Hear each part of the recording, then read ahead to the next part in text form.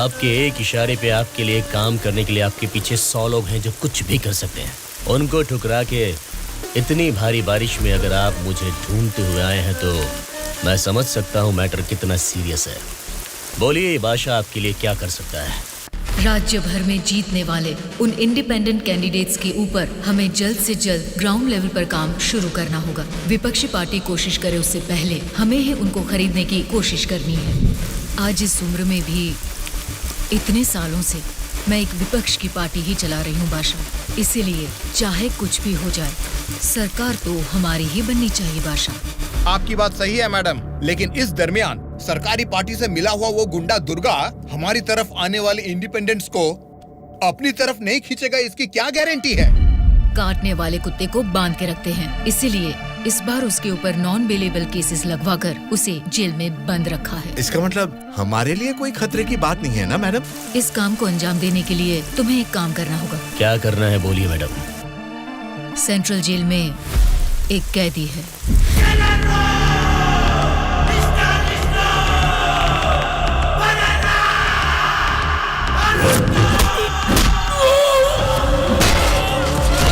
आठ 10 आदमियों को जेल भेजकर उसे मरवाना होगा। नाम क्या है उसका? दुर्गा।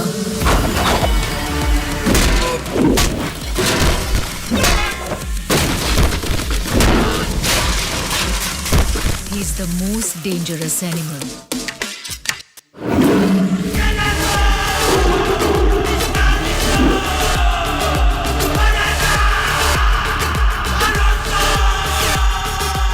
भाई, हमारी लोगों को कोई मार रहा है।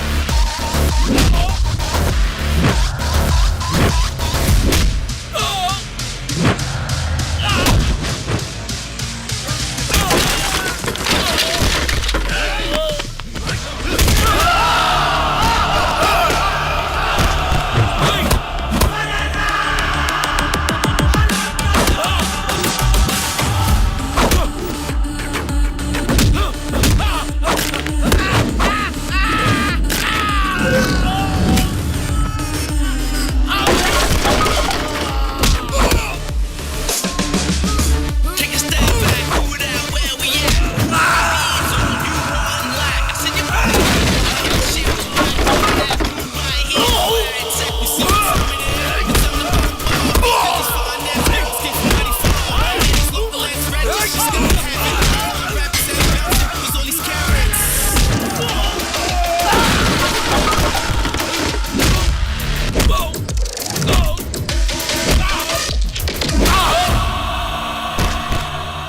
आप उसे मुझ पे छोड़ दीजिए मैडम, मैं देख लूंगा। ये जेल है, कोई पबजी खेलने का ग्राउंड नहीं, समझ गया? बोल क्यों नहीं रहा है? क्यों मारा उन लोगों को? नजरें नीची करो। कायदे में रहोगे तो फायदे में रहोगे मुन्ना, नहीं तो मेरे बारे में तुम जानता नहीं हो, सीधे तिहाड़ जेल में फेंक दूंगा। ए, तुम लोग क्या देख रहे हो? इसे ले जाके सेल में डाल दो। जेलर साहब। क्या हुआ बादशाह, बात क्या है? मैं अपने 10 छोकरों को आपके जेल भेज रहा हूँ। इस बार किसे टपकाना है? दुर्गा नाम है उसका। दुर्गा बोले तो वो सरकारी पार्टी का आदमी है ना? हाँ साहब, वही है। उसको उड़ाने के लिए अपोजिशन वालों से कितना लिया है और उसमें मेरा कमीशन कितना है? हमेशा की तरह आपके अकाउंट में ट्रांसफर हो जाएगा। स्टेट में इस बार भी हमारी सत्ता आने वाली है, इसलिए कल मेरे फार्म हाउस पर आप सबके लिए एक पार्टी रखी है। Hello sir, CM sir. Central jail से जेलर मधुसूदन बोल रहा हूँ सर। आपको एक खास बात बताने के लिए ही मैंने फोन किया। क्या बात है, बोलो। जेल में आए हुए आपके लोगों को मारने के लिए अपोजिशन वालों ने सुपारी दिया है सर। अगर आपको आपके लोगों की जरूरत नहीं है तो मैं बीच में नहीं आऊंगा, लेकिन अगर आपको इनकी जरूरत अभी भी है तो अपनी जान पर खेलकर भी मैं उन्हें बचा लूंगा। अब आप बताइए, आप किन लोगों को मैं बचा लूं या फिर उनके हवाले छोड़ दूं? मुझे जरा 10 मिनट का टाइम दीजिए। ठीक है सर, मैं आपके कॉल का इंतजार करूंगा।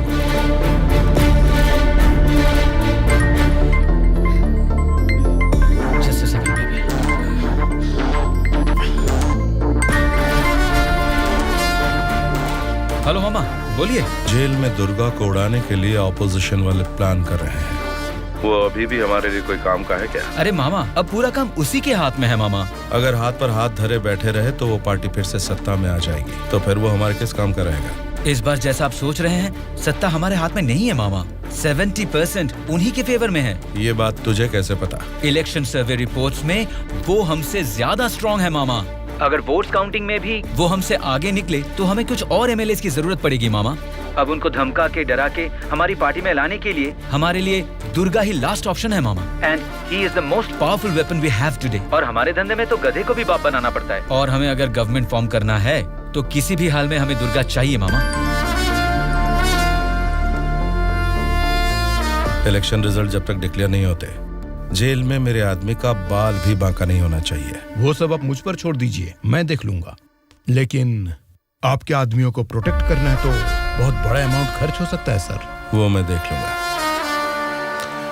सर, मेरा एक छोटा सा डाउट है सर। क्या डाउट है? आपने दुर्गा को मरवाने के लिए पैसे लिए थे ना, अब बचाने के लिए पैसे ले रहे हैं। ये बात मेरे पल्ले नहीं पड़ी सर, मुझे थोड़ा कंफ्यूजन हो रहा है। पागल कहीं। इसी को अंग्रेजी में पॉलिटिक्स बोलते हैं और हमारी भाषा में बोलते हैं राजनीति, समझे?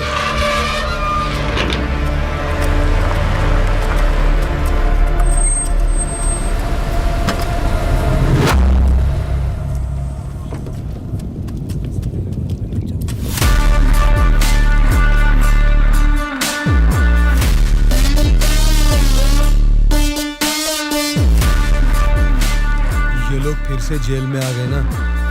अब लगता है जेल में कोई बड़ा कांड होने वाला है।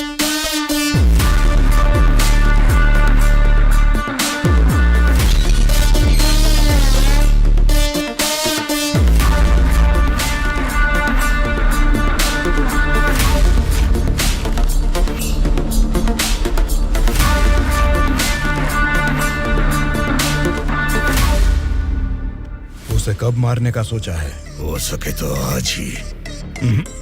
आज छोड़ देना, कल विजिटिंग आवर्स है, मुमकिन नहीं होगा। परसों मारने का प्लान बनाओ। ठीक है फिर, लेकिन एक बात अच्छी तरह से समझ लो, दुर्गा को मारने के लिए मैं तुम लोगों को आधे घंटे का टाइम दे सकता हूँ। आधे घंटे में ही काम निपटाना होगा, और अगर नहीं मार सके तो उसे दोबारा मारने का मौका नहीं मिलेगा। जाओ।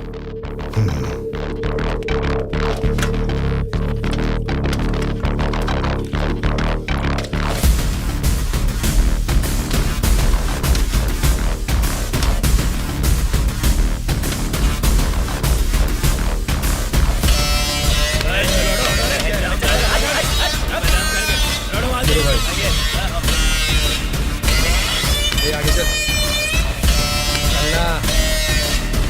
बुरा नहीं क्या?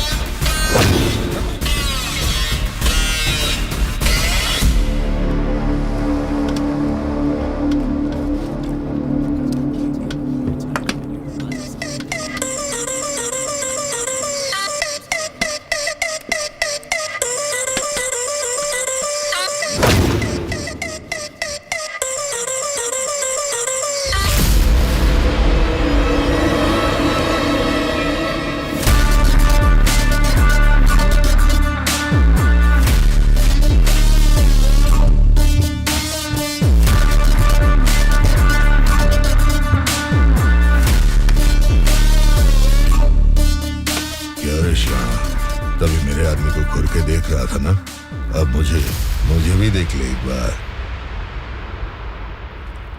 ए, बहरा है क्या?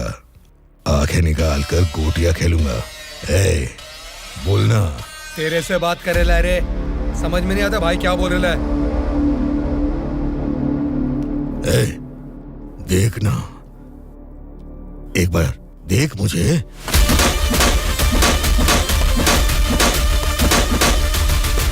मेरे बारे में तुम जानते नहीं हो, सीधे तिहाड़ जेल में फेंक दूंगा।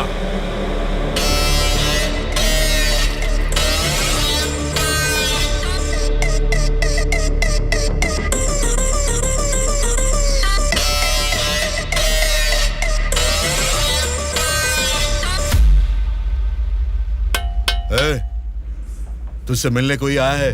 मिल ले।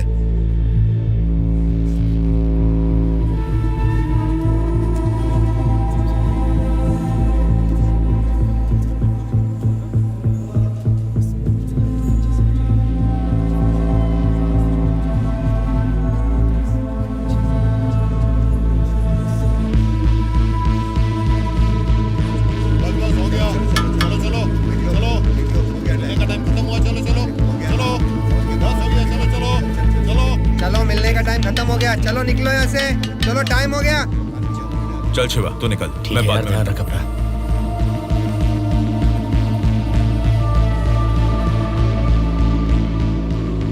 शिवा, भावना कैसी है? देखा, अभी याद आई ना तुझे उसकी? मुझे लगा तो भूल गया था।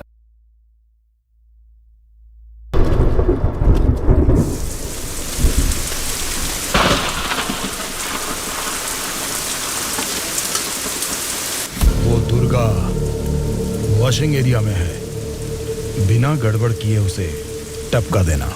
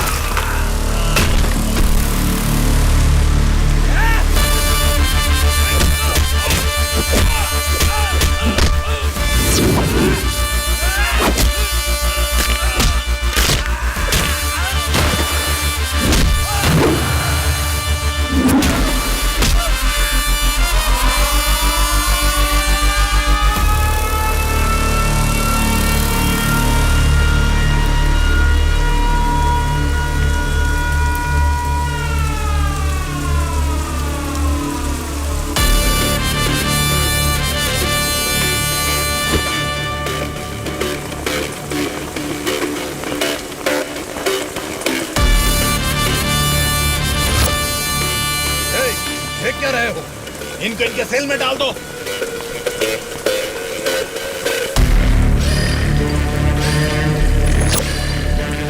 हाँ जेलर साहब। यो बादशाह, तुम और 10 लोगों को भेजोगे ना तो भी जेल में उस दुर्गा को नहीं मार सकोगे।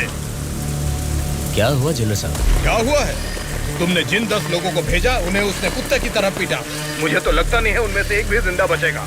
आइंदा जेल के अंदर ऐसी बचकानी हरकत मत करना। जेल के बाहर ही निपटाओ। प्लानिंग जेल के बाहर करो। रखो फोन।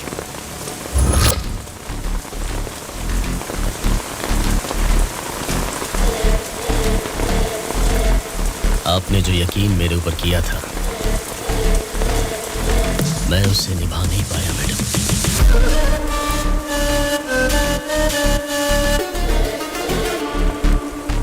आप ये गन लीजिए मैडम। इस गन से मुझे अभी इसी वक्त यहीं पे मार दीजिए, नहीं तो मुझे एक और मौका दीजिए। मैं खुद जेल में जाकर उस दुर्गा को मारूंगा।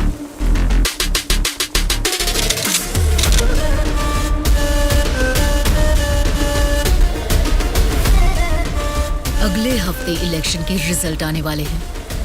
अगर रिजल्ट मेरी फेवर में नहीं आए तब बताऊंगी कि तुम्हें किसको मारना है।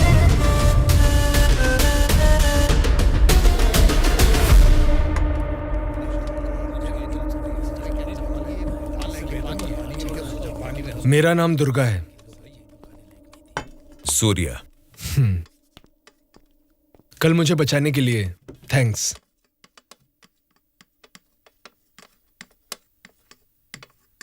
तुम्हारे बारे में सुना था, तुम किसी मर्डर केस में जेल आए हो।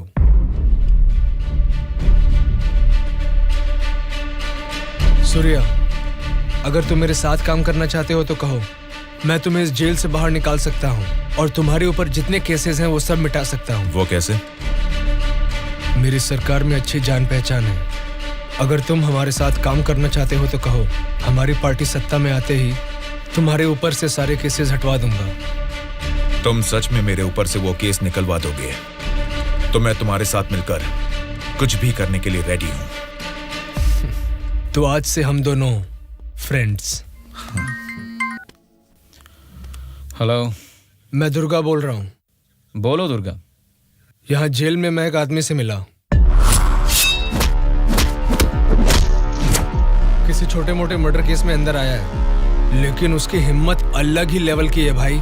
वो तो ठीक है, लेकिन क्या वो हमारे काम आएगा? बेशक वो हमारे काम आएगा भाई। ठीक है, इस बार इलेक्शन रिजल्ट्स अगर हमारे फेवर में नहीं आए तो तुम्हें बाहर आना पड़ेगा। ठीक है भाई। तब मैं मामा से बात करके तुम्हारे साथ उसको भी बाहर लाने का प्लान करूंगा।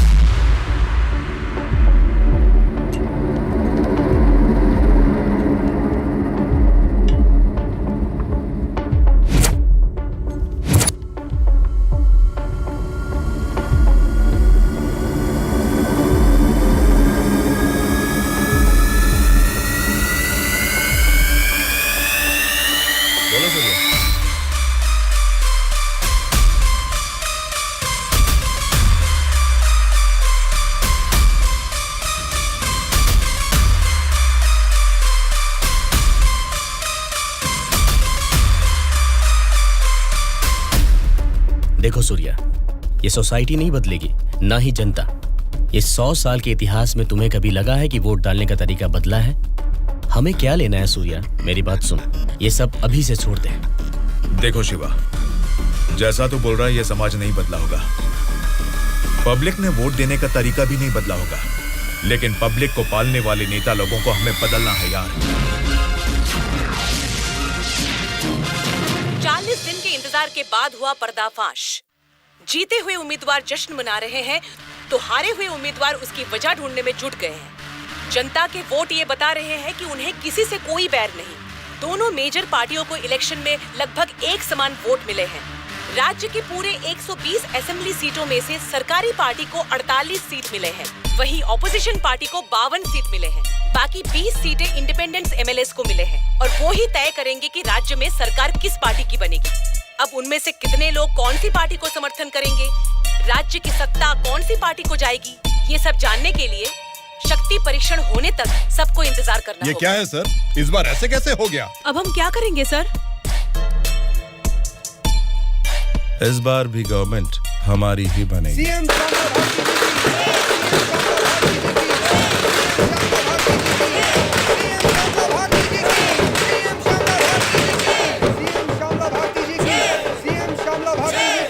इस बार सरकारी पार्टी से आपकी पार्टी लीड में है। इस बारे में आपका क्या कहना है?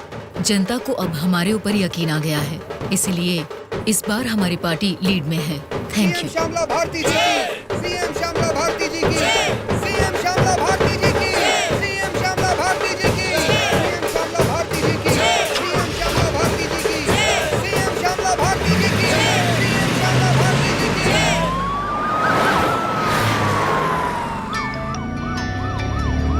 मैडम, सीएम राम मोहन राव जी का फोन आया है। बोलिए एक्स सीएम राम मोहन राव जी, कैसे लगे आपको इस बार के इलेक्शन के नतीजे? इस बार 4 सीट आपको ज्यादा मिली है, ऐसा सोचकर ये मत समझिए कि जीत आपकी हुई है। मिस श्यामला भारती जी, आपको सरकार बनाने के लिए आपकी पार्टी का और 10 एमएलए की जरूरत है।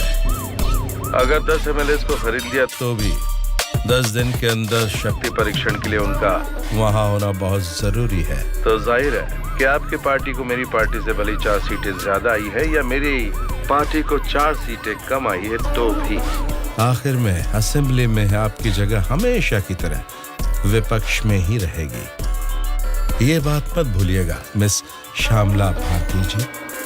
ठीक है राम मोहन राव जी, इस बार संसद में हम विपक्ष में रहेंगे या आप विपक्ष में रहेंगे, देखते हैं। Good luck.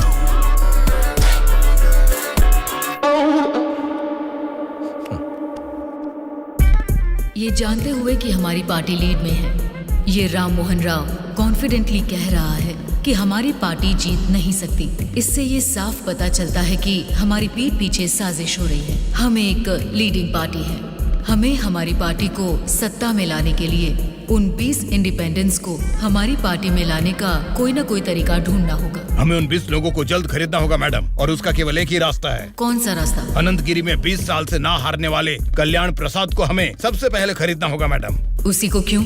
वही किंग मेकर है मैडम। जितने भी 20 इंडिपेंडेंट उम्मीदवार है वो सब उसी के हाथ में रहते हैं। तो फिर जल्द से जल्द बुलवाइए उसे।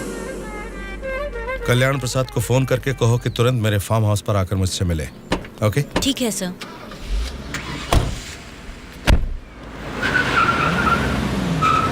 लगता है सब लोग आ गए हैं, तेरी वजह से ही लेट है। हाँ रुको रुको। नमस्कार मैडम।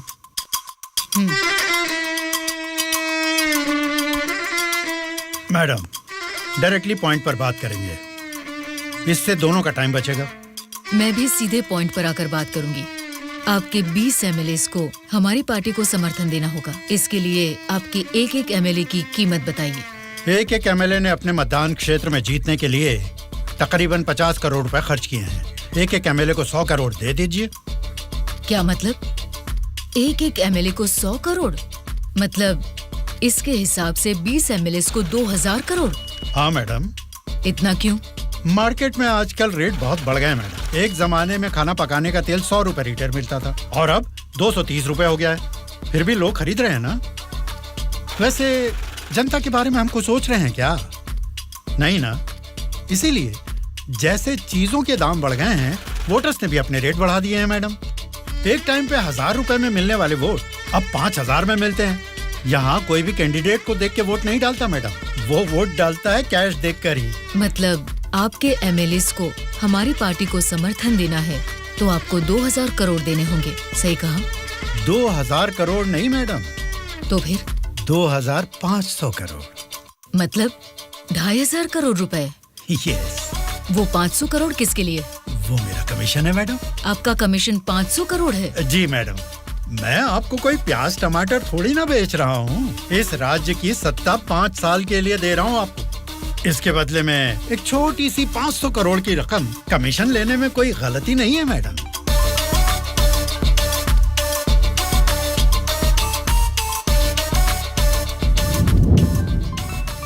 सत्ताधारी पार्टी का फोन। अगर मेरा प्रपोजल आपको जमता है तो फोन काट दूंगा, और नहीं तो इस बार फिर से उन्हीं की सरकार बनेगी। सोच लीजिए।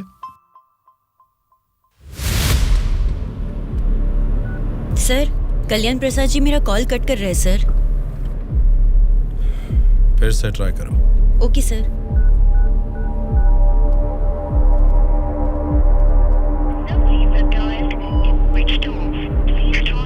सर फोन स्विच ऑफ आ रहा है सर। ठीक है, उसे वॉइस मैसेज भेज दो। Okay sure sir. आपने 2,500 करोड़ मांगे जो मैं दे रही हूँ। कोई गलती नहीं होनी चाहिए। शक्ति परीक्षण वाले दिन हमारे 20 एमएलए आपके पीछे दुम हिलाते हुए चलेंगे। आप जहां साइन करवाएंगी वहां करेंगे। अब आप सीएम पद की शपथ लेने के लिए तैयारी कीजिए मैडम। लेकिन उसके पहले हमें एक काम करना है। वो क्या है मैडम? आपने मुझसे हाथ मिला लिया है, ये खबर राम मोहन राव को जरूर पता चल जाएगी। हमें हमारे एमएलएस को सेफ रखना होगा। इसलिए उन सभी एमएलएस को राम मोहन राव से सेफ रखने के लिए मैंने बेंगलुरु में एक स्टार होटल पूरा बुक कर लिया है। शक्ति परीक्षण होने तक वो सारे उधर ही रहेंगे। आपके एमएलएस के साथ हमारे एमएलएस को भी मिलाकर उधर भेजेंगे तो वो सब साथ में वहाँ सेफ रहेंगे। आपकी बात सही है मैडम, पर उस राम मोहन राव के डर से सिटी से इतनी दूर बेंगलुरु में एमएलएस को रखने की जरूरत नहीं है मैडम। वो क्या है ना, शहर के बीचों बीच मेरे कंट्रोल में एक जगह है जिसके बारे में किसी को नहीं पता। ये 10 दिन हम अपने एमएलएस को वहीं छिपाएंगे तो टाइम भी सेव होगा और अपने लोग अपने ही साथ हैं, ये भरोसा भी रहेगा। लेकिन उतनी सेफ प्लेस इस सिटी में कहाँ है? सॉरी मैडम, शक्ति परीक्षण होने तक उस जगह के बारे में मैं आपको भी नहीं बताऊंगा। ठीक है, फिर आपके एमएलएस के साथ हमारे एमएलएस को भी आपकी बताई हुई जगह पर भेजूंगी। देखना कोई भूल ना हो। Okay madam. सत्या। हाँ सर। सर श्यामला भारती जी ने कल्याण प्रसाद जी को 2,500 करोड़ में खरीद लिया। अब हमारी हालत क्या होगी सर? हमारी सरकार गिर गई क्या? सर, इलेक्शन में मैंने 100 करोड़ खर्च किया, अब मेरा क्या होगा सर? बताइए सर, क्या होगा सर? क्या होगा? बस चुप हो जाओ। परेशान होने की जरूरत नहीं है। शक्ति परीक्षण में अभी टाइम है। मैं जानता हूं मुझे क्या करना है। आपकी बात मुझे समझ आ गई। अभी मुझे क्या करना है बोलिए। अनऑफिशियली किसी भी हालत में दुर्गा मुझे जेल से बाहर चाहिए, चाहे जितने भी पैसे लग जाएं। तुरंत जेलर से बात करके काम को अंजाम दो। ठीक है मामा, पर एक रिक्वेस्ट है। बोलो क्या है? दुर्गा के साथ एक और आदमी को जेल से बाहर निकलवाना है मामा। कौन है वो? उसका नाम है सूर्या। उसकी गट्स, उसकी हिम्मत वो अलग ही लेवल की है। हो सकता है, लेकिन किसी भी अनजान आदमी के ऊपर इस तरह से आंख मूंद कर भरोसा कैसे कर सकता? ये स्टेट गवर्नमेंट का मामला है। अगर कुछ गलत हो गया तो मेरा पूरा पॉलिटिकल करियर खत्म हो जाएगा। मेरा यकीन कीजिए मामा, हमारे गवर्नमेंट को गिरने से बचाने के लिए इस ऑपरेशन में दुर्गा से ज्यादा वो ही एक्टिवली काम करेगा। ठीक है, अगर तुम उसकी इतनी तारीफ कर रहे हो तो काम खत्म होते इन दोनों को फिर से जेल में डाल दूंगा। मैं भी उससे जरूर मिलना चाहूंगा।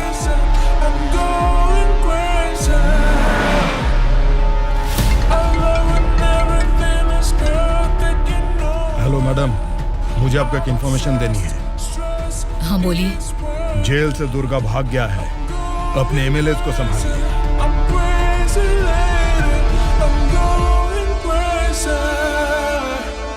इनको अभी छोड़ के आपने वो पार्टी को इन्फॉर्मेशन क्यों दे दिया सर?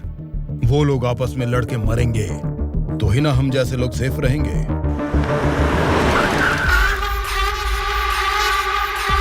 आज रात यहीं पे रुकना।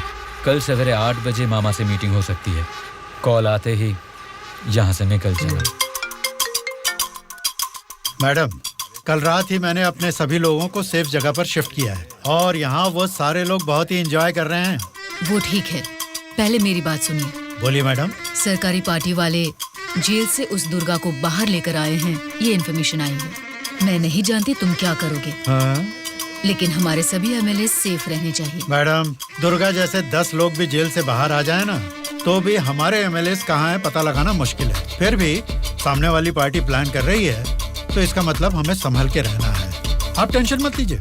शक्ति परीक्षण होने तक उनको ही नहीं, आपको भी आपके एमएलए कहाँ है पता नहीं चलेगा। ऐसा प्लान किया है। ठीक है, जो भी करो संभाल कर। इलेक्शन रिजल्ट के बारे में इस बार भी मेरा अंदाजा गलत निकला। लगता है सत्ता हाथ से जाने वाली है। तुम दोनों को क्या करना है ये तुम सोचो, चाहे जितने पैसे खर्च हो जाएं। लेकिन उस श्यामला ने जिन 20 इंडिपेंडेंट एमएलएस को खरीदा है वो किसी भी तरह मुझे चाहिए। तुम लोगों का क्या प्लान है? बताओ क्या करोगे? उन सबको किडनैप करेंगे सर।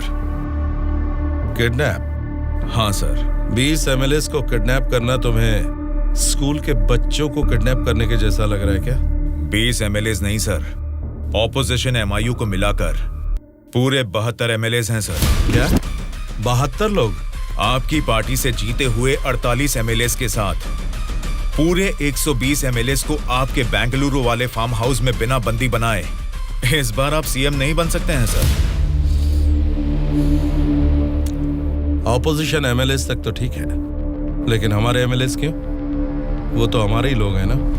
राजनीति में सब कुछ हो सकता है सर, सब कुछ जायज है। सत्ता का पलड़ा जिस तरफ है वो उस तरफ चले जाएंगे। यहां जीतने से ज्यादा सत्ता जरूरी है सर। अभी की सिचुएशन में अपने एमएलएस को हमें ही बचाना है सर, इसलिए हमें उनके साथ हमारे एमएलएस को भी बंदी बनाना ही होगा सर। तुम्हारा प्लान सुनने में तो ठीक ही लग रहा है, लेकिन ऑपोजिशन एमएलएस को किडनैप कैसे करोगे? यह मुमकिन है क्या? सत्ता की जंग हर कोई जीतना चाहता है, पर जीत सिर्फ एक की ही होती है और उसी को वीर कहते हैं। मैंने आपको जिसके बारे में बताया था ये वही है सर। तो जरा बताओ कि शुभ काम का मुहूर्त कब है? इस शुक्रवार को ही आपके सभी एमएलएस को बस में बिठा के दुर्गा को सौंप दीजिए। दुर्गा उनको बेंगलुरु हाईवे के एक ढाबे पर लेकर आएगा। इसी बीच ऑपोजिशन के सभी एमएलएस को किडनैप करके लाने का जिम्मा मेरा होगा। गुड। तुम्हारे प्लान के साथ तुम्हारा कॉन्फिडेंस भी मुझे अच्छा लगा।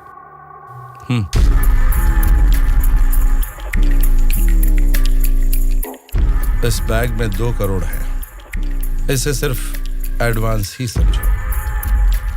जैसा सोचा है, अगर काम वैसा ही हुआ तो तुम्हारे ऊपर जितने भी केस हैं उनको हटाने के साथ ही इस तरह के कई बैग्स तुम्हें मिलेंगे। इस बार भी आप ही सीएम पद की शपथ लेंगे, उसके लिए तैयार रहिए।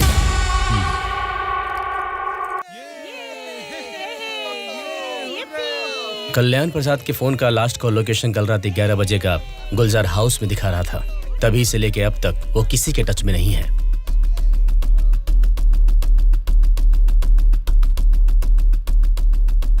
तो फिर वो पक्का गुलजार हाउस में ही है।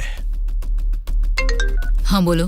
मैडम, आपके लिए एक बैड न्यूज है। गुलजार हाउस में ठहरे हुए आपके सभी एमएलएस को सत्ता वाली पार्टी के लोग किडनैप करने की कोशिश कर रहे हैं। आप फौरन उनको वहां से कहीं और शिफ्ट करवाइए, नहीं तो सीएम नहीं बन पाएंगी। लेकिन तुम कौन हो? आपका हितैषी हूं।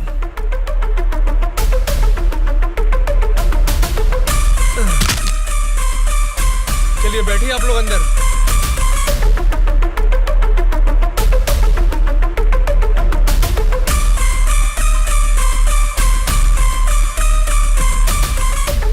बोलिए मैडम।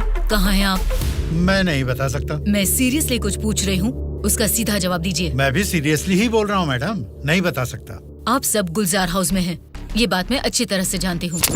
वो कैसे मैडम? गूगल मैप पे भी सर्च करने पर इस जगह के बारे में किसी को पता नहीं चलता। सिर्फ मुझे ही नहीं बल्कि सरकारी पार्टी वालों को भी पता है कि आप सब कहाँ छुपे हो।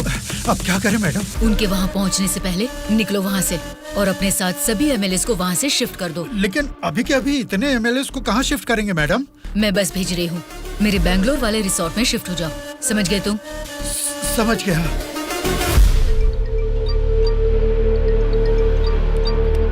जी मैडम। बादशाह, तुम्हें मेरा एक काम करना होगा।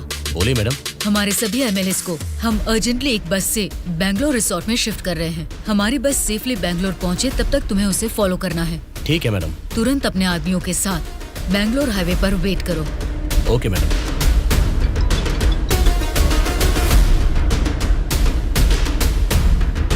हेलो मैडम, मैं ट्रैवल एजेंसी का बस ड्राइवर बोल रहा हूँ मैडम।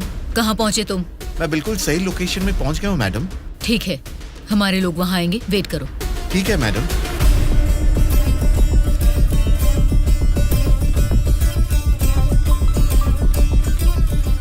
हाँ बोलिए मैडम। बस आ गई है, आप सब तुरंत वहाँ से निकल जाइए। ठीक है मैडम। बस आ गई है, चलिए सब लोग बस में बैठिए।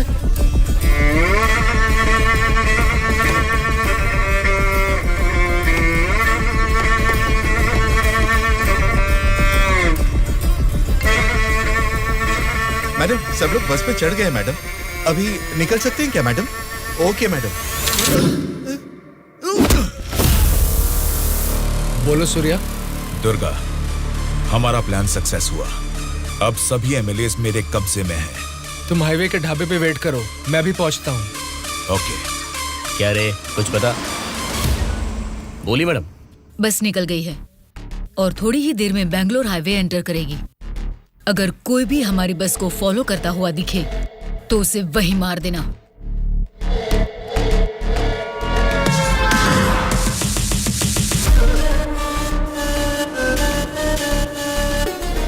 मैडम, हमारे एमएलएस की बस अभी सामने से क्रॉस हो गई है। तुम ध्यान से हमारी बस को फॉलो करना, ठीक है? ठीक है मैडम। ए चलो रे।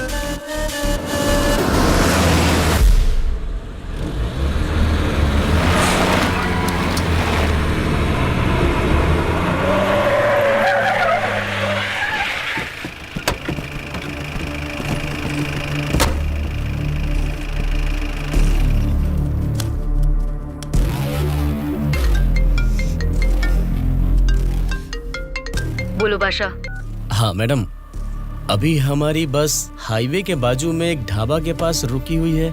नाइट जर्नी है ना बादशाह, चाय कॉफी पीने के लिए रुके होंगे। अब इतना भी फोन करके बताओगे?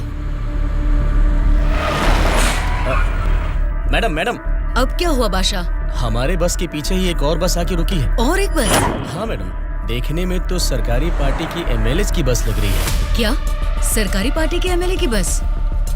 हाँ मैडम, पक्का उन्हीं लोगों की बस है मैडम। सच में? लेकिन उनकी बस वहाँ क्यों आई है? पता नहीं चल रहा मैडम। जैसे हम अपने एमएलए को बैंगलोर भेज रहे हैं, वैसे ही वो अपने एमएलए को शायद किसी सेफ जगह पर भेज रहे होंगे। हो सकता है, फिर भी दोनों बस एक ही जगह पर एक ही समय पर ये कैसे हो सकता है? तुम एक काम करो बादशाह, हमारे एमएलए की बस वहाँ से सुरक्षित निकल जाए, तब तक उनकी बस पर तुम कड़ी नजर रखना। ठीक है मैडम।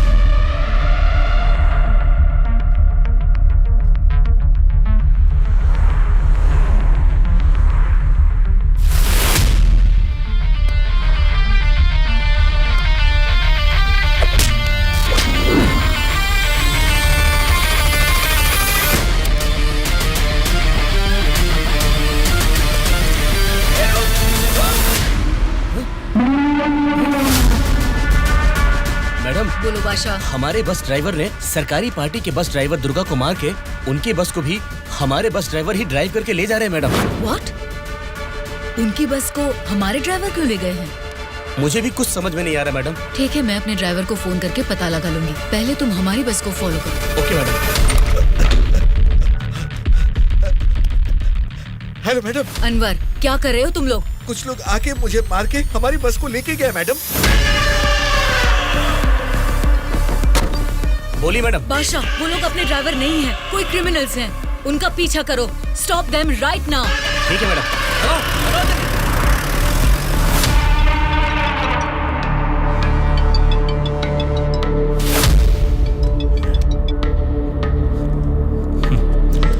बोलिए श्यामला जी, इस वक्त कैसे याद किया? बड़े रिलैक्स्ड मूड में लग रहे हैं आप। एक शॉकिंग न्यूज सुनाऊं आपको? बताइए, क्या है वो? अभी तक मैंने सोचा कि संसद में आपके और मेरे बीच में स्पर्धा है, लेकिन हमारी इस स्पर्धा में किसी तीसरे ने एंट्री ली है।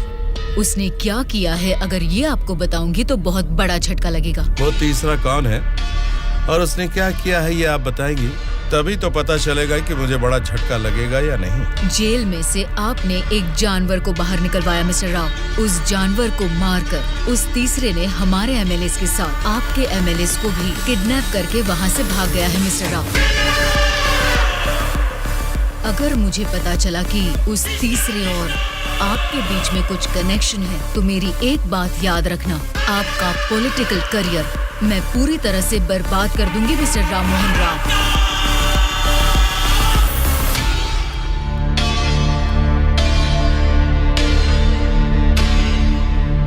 क्या हुआ मामा? उस दुर्गा को कॉल कर।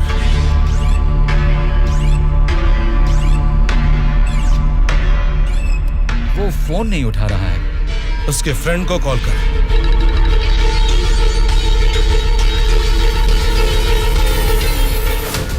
मेरे पॉलिटिकल करियर में ये फर्स्ट टाइम है जब मैंने किसी पर यकीन करके धोखा खाया। बोल कौन है रे तू? बोला था ना, ये सत्ता की जंग हर कोई जीतना चाहता है, लेकिन किसी एक को ही जीत मिलती है, उसी को वीर कहते हैं। अब वो जंग शुरू हो चुकी है। वीर कौन है और वो जंग किस मकसद से कर रहा है, आगे आगे तुमको सब समझ में आएगा। तब तक के लिए वेट एंड सी। क्या रे, हमारी पार्टी ज्वाइन करने के लिए इस जंगल में आ गए तुम लोग? अरे जब लीड में हम हैं तो तुम्हारी पार्टी में आने की नौबत क्यों आएगी हमें? लीड में हम हैं बोलकर तुम सब लोग हमारी पार्टी में आ गए। देख लो, कुछ अकल है कि नहीं? खाली लीड नहीं, जीतने वाली भी अपनी ही पार्टी है। रुक जाओ, क्या है ये? इतना शोर कर रहे हो? आपस में लड़के कुछ नहीं मिलने वाला। हमें कुछ भी बोलिए, लेकिन हमारी पार्टी को कुछ मत बोलना, समझ गए? जरा सामने आओ और अपनी पार्टी की ताकत दिखाओ। हमारी पार्टी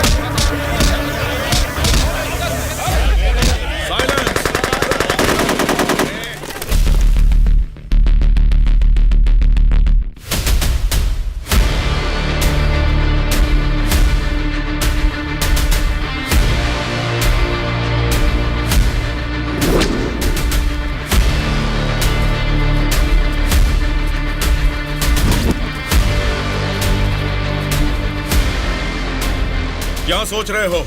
जैसे जी में आ रहा चिल्ला रहे हो, अपनी मर्जी से आपस में लड़ रहे हो। ये तुम्हारी असेंबली नहीं है, ये जंगल है। मेरा जंगल, मेरा जंगल, मेरा जंगल। यहाँ कोई स्पीकर नहीं होगा, माइक नहीं होगा, ना ही वॉकआउट होगा। हम सब हाईवे से तकरीबन 250 किलोमीटर की दूरी पर घने जंगल में हैं। बेटा, तुम लोग नक्सलाइस्ट हो, माओइस्ट हो, टेररिस्ट हो, कौन हो बेटा तुम लोग? वो सब कहां से पैदा हुए हैं? तुम जैसे लोगों की गलती से ही वो लोग पैदा हुए हैं। बेटा, तेरी बात मैं मानता हूँ, लेकिन मैं शुगर पेशेंट हूँ। टाइम पर खा के अगर मैंने दवा नहीं लिया तो मेरी बॉडी कांपने लग जाती है बेटा। तुम हेल्थ मिनिस्टर हो ना? हाँ बेटा। तुम्हारे पास बड़े हॉस्पिटल्स हैं, फिर भी तुम्हें ये सब बीमारियां हैं, तो तुम पब्लिक का भला कैसे करोगे? बेटा, हमारे पेट में चूहे दौड़ रहे हैं, पहले कुछ खाने के लिए तो दे दीजिए।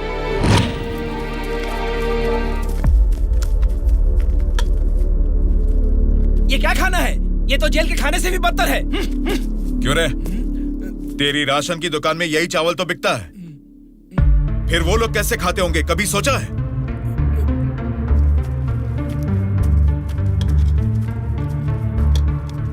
बस बेटा बस, चावल खाने में कमी ही करनी चाहिए, ज्यादा नहीं खाना चाहिए। अच्छा, तो फिर इतनी जायदाद कैसे बना ली? उसमें भी तो कमी कर सकते थे, पर उसमें तो करोगे नहीं। देखो बेटा, तुम्हारी बातें और करतूतें तो कमाल की हैं, लेकिन कमी है तो बस चेहरा नहीं दिखाया तुमने। जरा वो भी दिखा दो। तुझसे देखा नहीं जाएगा। बाप रे, इतना डरावना है तुम्हारा चेहरा? तो फिर देखो। हाँ तो फिर दिखाओ ना।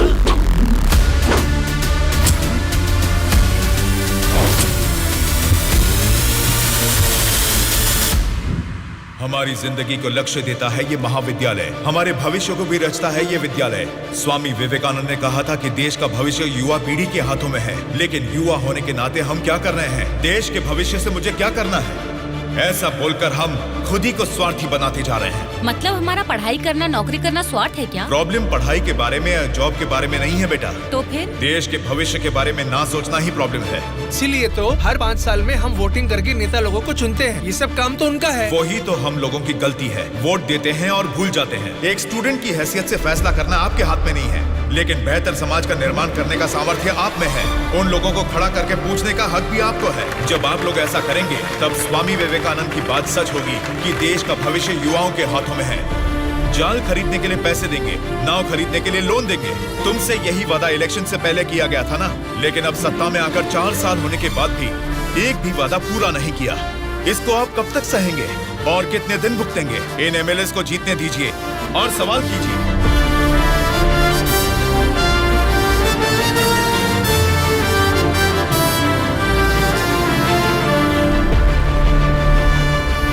18 साल की उम्र होने के बाद ही हमारे देश में मतदान का हक क्यों दिया जाता है जानते हो? ताकि हम एक सही नेता को चुन सके। लेकिन हम क्या कर रहे हैं? हम बिना सोचे समझे और उनसे पैसे लेकर वोट डाल रहे हैं। अगर ऐसा ही चलता रहा तो कल को आपके बच्चे और फिर उनके बच्चे, हर किसी को इसी तरह की परेशानी होगी। हमें अब बिना सोचे समझे और पैसे लेकर वोट डालने की इस प्रथा को खत्म करना ही होगा। और अगर हमने ऐसा नहीं किया तो सबका नाश निश्चित है। आने वाली पीढ़ी को हम ये बताएंगे कि वोट की जो ताकत है उससे सरकार बदल सकते हैं। जनता की सच्चाई स्टूडेंट सर, आजकल जनता के सामने समाज के बदलाव की बातें करते रहते हैं सर। आजकल ये फैशन हो गया है सर। ठीक है। हाँ? उसके भाषण की वजह से अपनी इमेज डैमेज नहीं होनी चाहिए। सर, हमें उनकी परवाह नहीं करनी चाहिए। वो लोग कुछ प्रॉब्लम नहीं करेंगे सर। अपने किसी आदमी को बोलो इन पर जरा नजर बनाए रखे। Okay sir. दिल्ली से आते ही इनके बारे में कुछ करेंगे। क्या बताऊं बेटा, इस गांव की समस्या वैसे की वैसी ही है। हमारी समस्याओं को सुनने के लिए कोई वार्ड मेंबर नहीं आता है। सरपंच को तो दिखा ही नहीं, कॉर्पोरेटर काम नहीं करता, और एमएलए के लिए क्या बताऊं। 4 साल पहले हमने उनको जिताया, वो तो ऐसे गायब हुए जैसे गधे के सर से सिंह। उनसे मिलने जाओ तो लात मार के भगा देते हैं।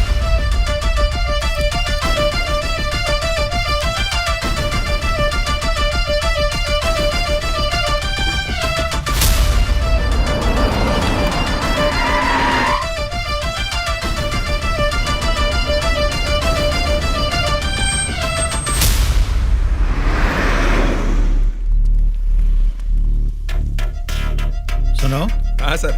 हम बगल वाली स्टेट में गए थे ना? हाँ सर। तो ये यूएस गए थे, ऐसा फ्लेक्सी क्यों लगा है? हाँ सर। चलो लगे रहने दो सर। फोटो अच्छी है। लगाया किसने इसको? और कौन सर, वो स्टूडेंट्स ही हैं।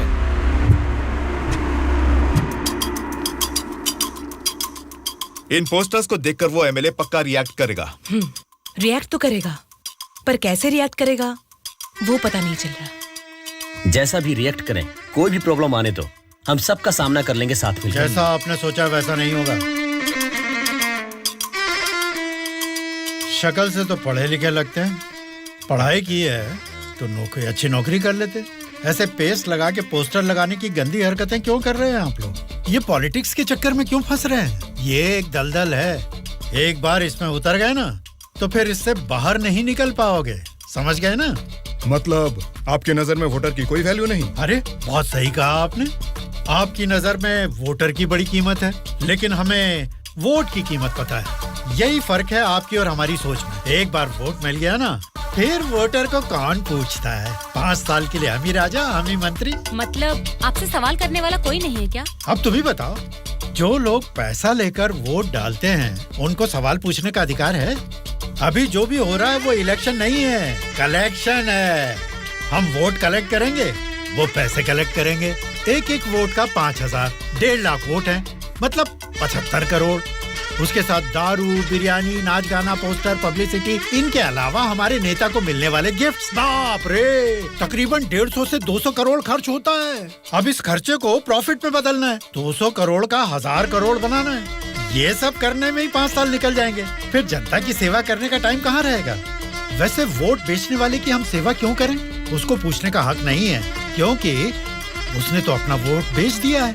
इसलिए मैं तुम लोगों को आखिरी बार बोल रहा हूँ, सड़क छाप गुंडागर्दी से जिंदगी शुरू की थी, अब स्टेट मिनिस्टर हूँ। मुझे फिर से गुंडा बनने पर मजबूर मत करो। इलेक्शन नजदीक आ रहे हैं। पिछली बार वोट के लिए 5,000 मांगे थे, इस बार 10,000 मांगेंगे। हमें इसके लिए तैयार रहना है। यहाँ वोट के लिए ही नहीं, सीट के लिए भी पैसे देने हैं। पार्टी हाईकमांड मेरी परवाह नहीं करेगी तो मुझे बहुत दिक्कत हो जाएगी। मेरे रास्ते से हट जाइए। इसके बावजूद भी अगर किसी ने रोका तो तुम सबकी डेट ऑफ बर्थ तो अलग अलग है, लेकिन डेट ऑफ डेथ एक हो जाएगी, याद रखना। चलता हूँ। डार्लिंग, सब अच्छा ही हुआ है। टी स्टेट का एडवांस दे दिया है। अगले महीने इलेक्शन है, उसके बाद रजिस्ट्री होगी। ऊटी टी स्टेट की तुम ही मालकिन हो। तुम्हारा सर देखो। आपकी नजर में वोटर की बड़ी कीमत है, लेकिन हमें वोट की कीमत पता है। एक बार वोट मिल गया ना, फिर वोटर को कौन पूछता है? 5 साल के लिए हम ही राजा, हम ही मंत्री। आज की ब्रेकिंग न्यूज, हम आपके सामने एमएलए कल्याण प्रसाद जी की बेईमानी का खुलासा करने वाले हैं। टीवी देखिए सर। जो लोग पैसा लेकर वोट डालते हैं उनको सवाल पूछने का अधिकार है। अभी जो भी हो रहा है वो इलेक्शन नहीं है, कलेक्शन है। तो तुम सबकी डेट ऑफ बर्थ तो अलग अलग है, लेकिन डेट ऑफ डेथ एक हो जाएगी, याद रखो। खुद कल्याण प्रसाद जी के मुंह से ये बातें सुनने के बाद उन्हें मिनिस्टर के पद से ही नहीं बल्कि पार्टी के हाई कमांड ने उन्हें पार्टी से भी सस्पेंड कर दिया है। आपको बिना बताए पद से निकाल दिया, ये तो नाइंसाफी है सर। क्या नाइंसाफी है रे? हाँ, मैं एक बड़ा बदमाश हूँ, ऐसा ही बोलकर इन्होंने वीडियो में मान लिया। सब लफंगे लोगों के ये बड़े नेता हैं। लो खाओ, सब ठूसो। और काम भी क्या है? खाना और सोते रहना, और बचा ही क्या है? बाप रे बाप, कितने सपने दिखाए थे। ऊटी में टी स्टेट लूंगा, कर्नाटक में कॉफी स्टेट लूंगा, अगली इलेक्शन में जीतूंगा तो मैं होम मिनिस्टर बनूंगा, तुम होम मिनिस्टर की बीवी बनोगी, बाद में सीएम और मैं सीएम की बीवी। क्यों जी, तुम तो मुझे सीएम की बीवी बनाना चाहते थे, तुम तो खुद ही सीएम नहीं बन पाए। अभी देखो, नालायक की बीवी बनकर बैठी हूँ यहाँ पर। मैं सोच रही थी सीएम की बीवी बनने के लिए क्या करना पड़ेगा। देखते क्या हो जी, बताओ ना क्या करना है। बहुत बोल चुके हो, आप जाओ।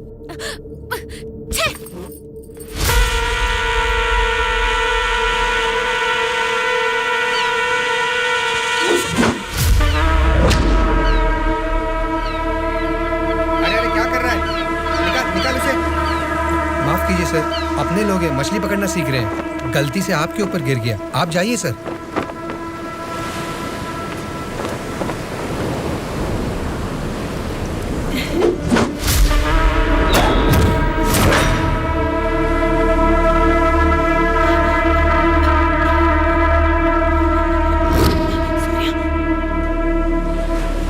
सॉरी सर, मछली पकड़ते समय समुंदर में सब मछलियां तो नहीं पकड़ सकते ना सर। हमारे हाथ में आई हुई मछली पकड़ेंगे, गलत मत समझिए। अब जाइए।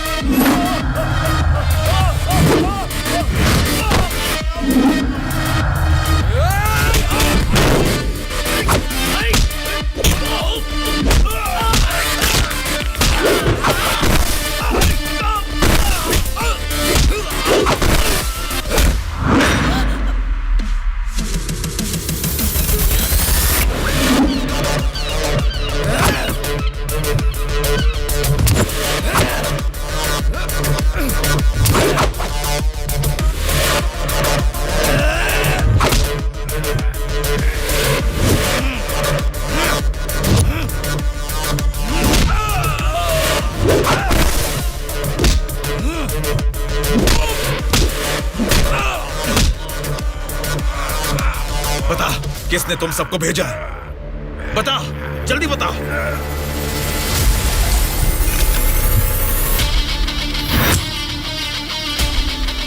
इतना हैरान क्यों है? मरा हुआ आदमी तेरे सामने जिंदा कैसे खड़ा है, यही सोच रहा है ना तू? मुझे मारना तेरे बस की बात नहीं है, ना ही तेरे बाप से हो पाएगा। वोट देना हर एक का हक है, उसे पैसे देकर मत खरीदो। एमएलए एक रिप्रेजेंटेटिव होता है जो लोगों की समस्याओं को सरकार के पास लेकर जाता है, बल्कि ये नहीं कि वो उस क्षेत्र का राजा बनकर बैठे। जस्ट एक कर्मचारी है। तुम सब कुछ भूल गए हो, इसलिए याद दिलाने के लिए पोस्टर्स लगाए, लेकिन तुम तो समझ ही नहीं पाए। अब तक तो तुम्हें ही बदलने के बारे में सोचा था, इस चुनाव क्षेत्र के एमएलए को बदलने के बारे में नहीं। लेकिन अब बदलूंगा। अगले इलेक्शन में चुनाव के लिए रेडी हो जाओ। अब की बार कलेक्शन नहीं, इलेक्शन होगा।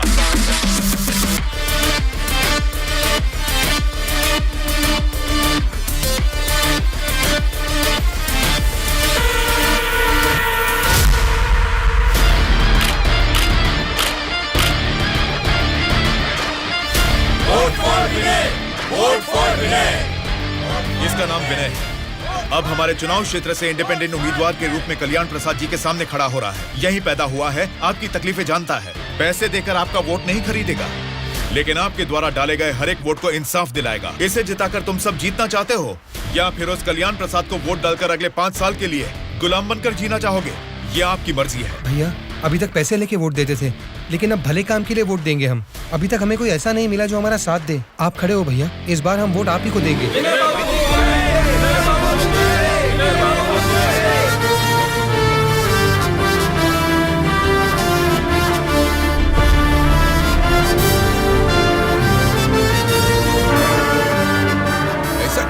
यहाँ आप लोग बैठकर ताश खेल रहे हैं और वहाँ आपके सामने दूसरा लीडर खड़ा हो रहा है। देखो, पैसे लेकर वोट डालने वाली जनता के रहते हैं, इनकी परवाह नहीं करनी है। आपका बोया हुआ पेड़ आपको ही छांव देगा। आपका डाला हुआ वोट भविष्य का फैसला करेगा। अब किसे वोट देना है ये आप ही तय कीजिए।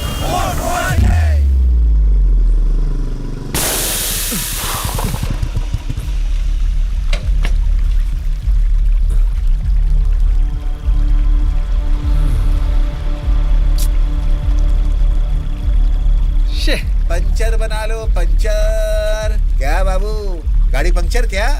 हाँ भाई, जरा अर्जेंटली जाना है। आप पंचर बना दोगे? बनाऊंगा ना।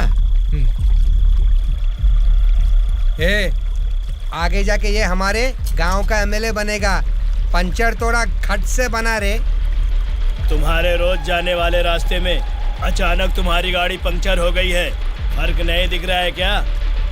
उसके साथ जैसे गाड़ी पंक्चर हुई तभी पंक्चर वालों का हाजिर होना अजीब नहीं लग रहा है? वैसे तो इलेक्शन में खड़े होना भी अजीब बात है। आप तो एमएलए बन जाएंगे, असेंबली में चले जाएंगे, अपन तो इधर ही रह जाएगा ना। हम तो गुंडागर्दी ही करेंगे, और करेंगे भी तो क्या होगा? मारना, काटना, जलाना और बलात्कार करना। हम किसको मारेंगे, किसको काटेंगे जानते हैं? तेरे दोस्तों को। तेरे दोस्त सूर्या को बहुत बुरी मौत मारेंगे। बाद में बचेगा कौन जानते हैं आप? आपके साथ घूमती है ना वो गोरी गोरी लड़कियां, जैसे चाहे मजे करेंगे। अय्याशी करके मुंबई रेड लाइट एरिया में जाके बेच देंगे उनको। सोच लेना। चलो रे।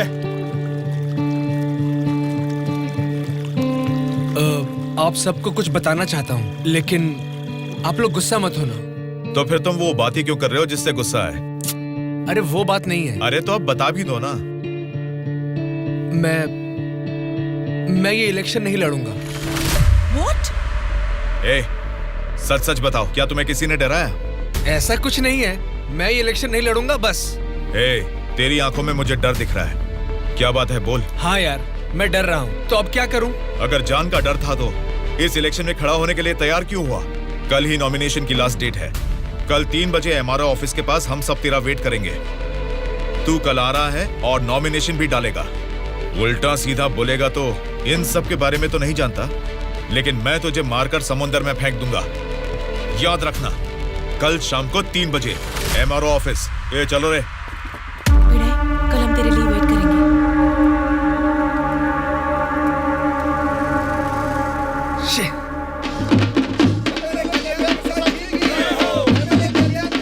पता नहीं कहाँ रह गया। अपने आप को समझता क्या है वो? Phone is not reachable, message भी नहीं जा रहा।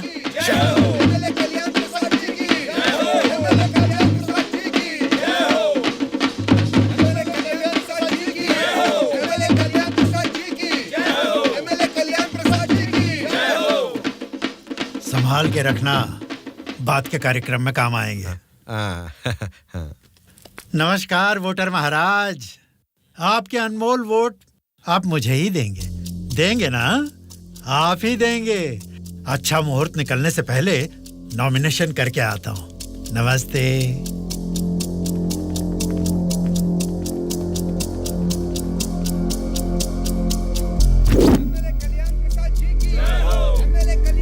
विनय को फिर से कॉल करो। इतना टाइम हो गया, अभी तक नहीं आया। छोटे भाई, आपका कैंडिडेट अभी तक नहीं आया ना? राहु काल शुरू हो चुका है।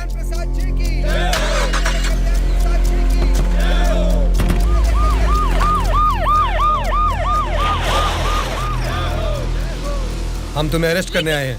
हमें चलो बताते हैं।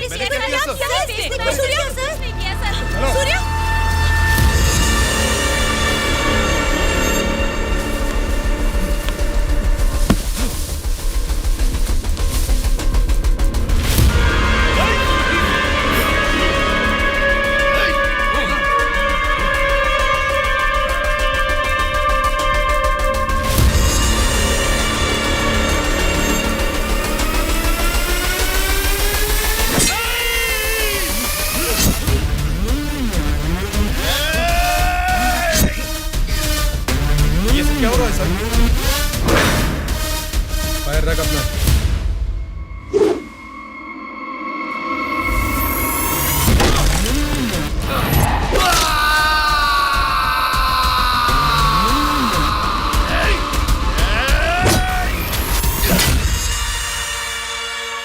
पकड़ रहे इसे। सर, ये सब क्या हो रहा है सर? हो रहा है नहीं, जो हुआ है वो बता रहा हूं। पकड़ इसे।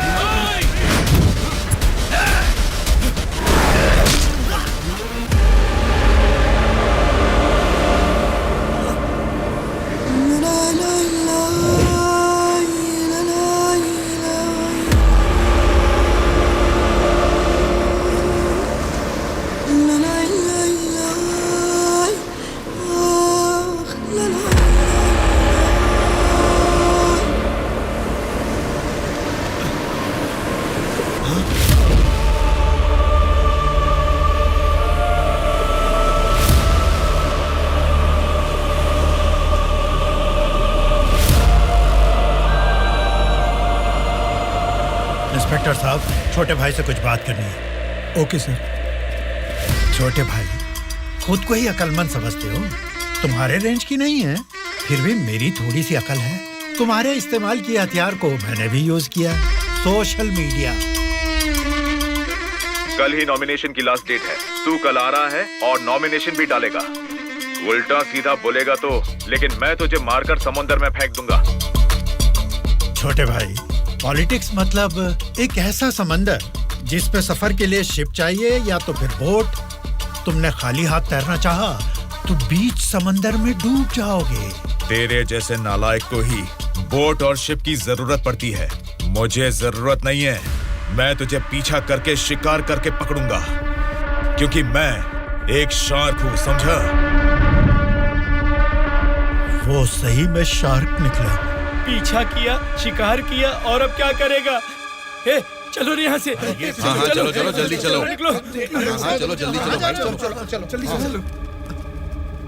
कुछ भी कहो यार, मौसम तो बहुत लाजवाब लग रहा है। पेट में बहुत गड़बड़ है, लगता है इधर ही बैठ के आ जाएगी। भाई, इस उम्र में भी तू टाइम पे हल्का हो जाता है, मतलब तेरा हेल्थ तो एकदम सुपर है मेरे भाई।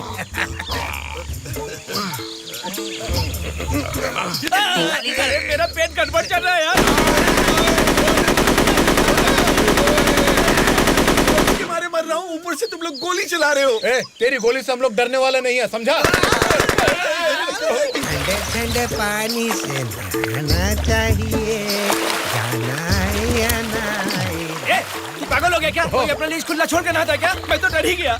मेरे लीज पे बुरी नजर डालता है। घर में बाप भाई है कि नहीं? अभी भी तेरा लीज जीतना ही है, एनाकोंडा नहीं बना पाया। तुम लोगों को लीच और एनाकोंडा में फर्क नहीं समझता है क्या? लीच हो या एनाकोंडा हो, बीन बजाने से भी कोई फर्क नहीं पड़ने वाला है। अरे इस जगह में बीन ठीक से नहाने भी नहीं देता है, ठीक से हल्का भी नहीं होने दिया, गोलियां पे गोलियां चलाया जा रहा है। ये क्या हाल हो गया हमारा? एक नहीं, दो नहीं, पूरे 120 एमएलएस को प्री प्लान तरीके से किडनैप करके ले गया है। मेरी समझ में नहीं आ रहा क्या करूं। ये सब मैंने किया है। ये बात अगर जनता या मीडिया को पता लगी तो इतने साल की मेहनत से बना मेरा पॉलिटिकल करियर बर्बाद हो जाएगा। आप फिक्र मत कीजिए सर, ये हम पर छोड़ दीजिए। किडनैपर से सारे एमएलएस को कैसे सुरक्षित लाना है ये मुझ पर छोड़ दीजिए। किरण सर, ध्रुवा कहाँ है पता करो और तुरंत मेरे ऑफिस में आने के लिए कहो, तुरंत। Okay sir. मैं चलता हूँ सर।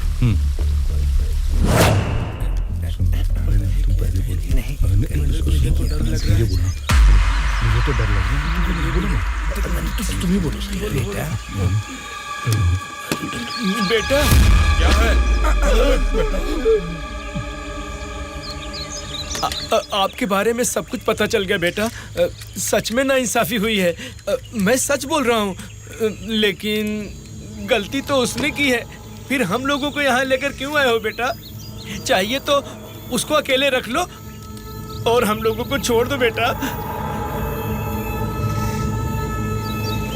ठीक है, तुम लोग कह रहे हो तो मैं तुम्हें छोड़ दूंगा।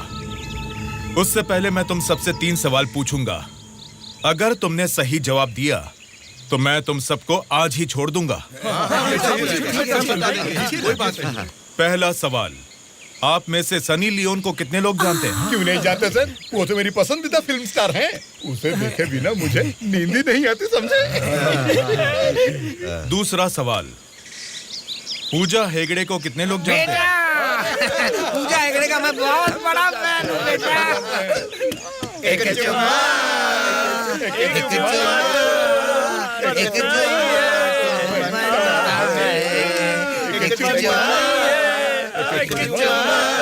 बेटा एक दूसरा गाना सुनाता हूँ, सुनो तुम।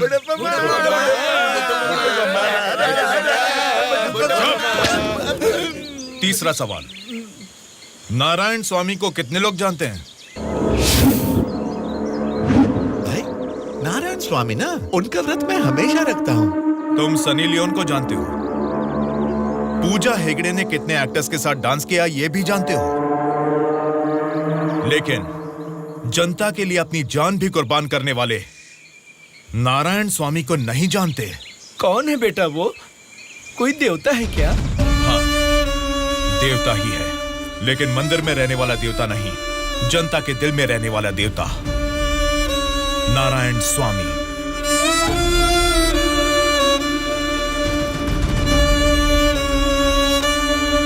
नमस्कार सर। नमस्ते माँ जी। नमस्ते नमस्ते।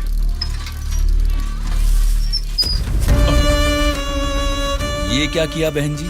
क्या देख के पता नहीं चल रहा? कचरा है। हाँ वो तो पता चल रहा है, लेकिन कचरे की सही जगह तो कूड़ेदान होती है ना। तो आपने ये कचरा कूड़ेदान में डालने की बजाय यहाँ सड़क पर क्यों फेंक दिया? हमेशा कूड़ेदान में ही डालती हूँ, आज ही जस्ट मिस हो गया। वो अच्छा, अंग्रेजी बोलना जानती हो, लेकिन ये नहीं जानती कि कचरे को कूड़ेदान में डालना चाहिए। ये सब करने से ही बीमारियां फैल रही हैं और इंसान बीमार होते जा रहे हैं। आहा, जरा उधर देखिए, कूड़ेदान में पूरा कचरा भरा हुआ है। उसे निकालने वाला म्युनिसिपैलिटी से कोई भी दिखाई नहीं दे रहा। 1 हफ्ते से बोल रहे हैं कि आएंगे, लेकिन अभी तक कोई नहीं आया। और तुम कह रहे हो कि मेरे कचरा फेंकने से बीमारी आ जाएगी? हाँ? कल से यहाँ पर मत करना। सिर्फ कल ही नहीं करूँगा, परसों भी और आगे भी यहीं पे करता रहूँगा।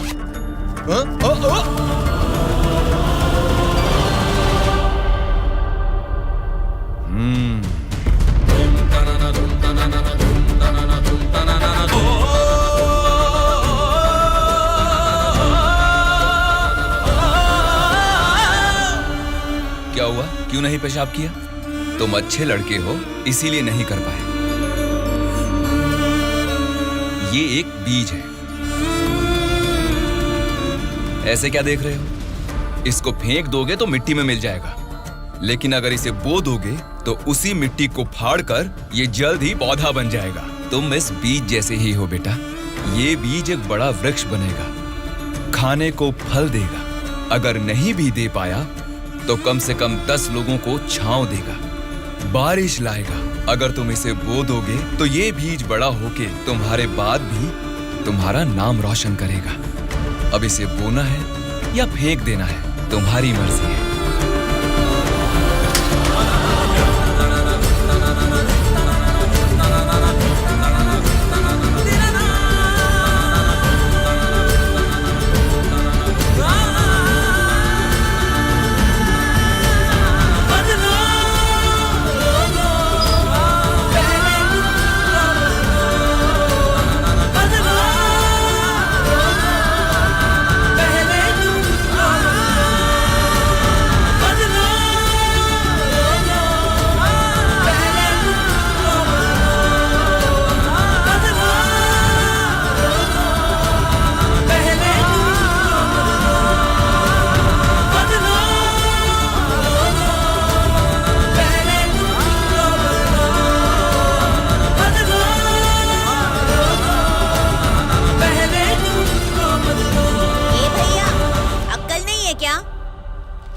यहाँ इतनी सफाई है, यहाँ सुसु क्यों कर रहा है? वहाँ पब्लिक टॉयलेट है, उधर जाके सुसु करना। अरे वहाँ जाके हल्का होने का 2 रुपए लेते रे, पीने का पानी 1 रुपए रे, और हल्का होने के लिए 2 रुपए कहाँ से लाऊं मैं? चलो जाओ यहाँ से। जा रहा हूँ मैं।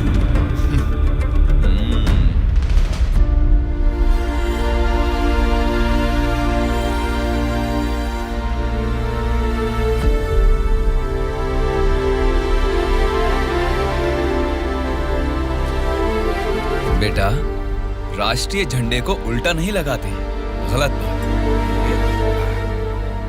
राष्ट्रीय झंडे को ऐसे लगाते हैं, ऊपर केसरी, नीचे हरा।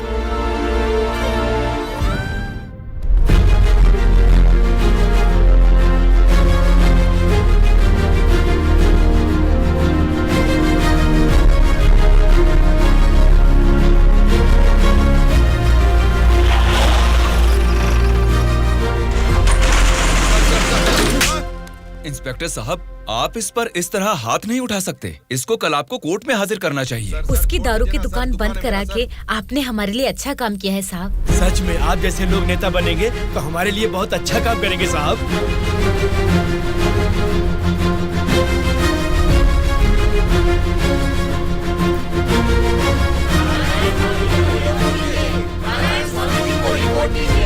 उस दिन जनता ने नारायण स्वामी को बहुत अच्छी मेजॉरिटी से जिताया था।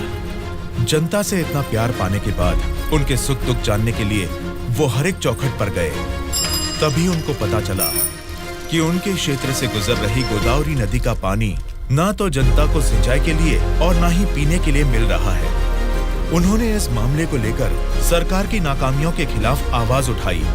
उस चुनाव क्षेत्र की रेडियस कितनी है, वहाँ के भौगोलिक हालात क्या है, वहाँ के मौसम से कितनी बुआई करनी पड़ेगी जिससे किसानों को अच्छी पैदावार मिले, ऐसे बहुत सारे समस्याओं पर एक किताब ही लिखकर जनता के बीच में गए और उनसे बात की।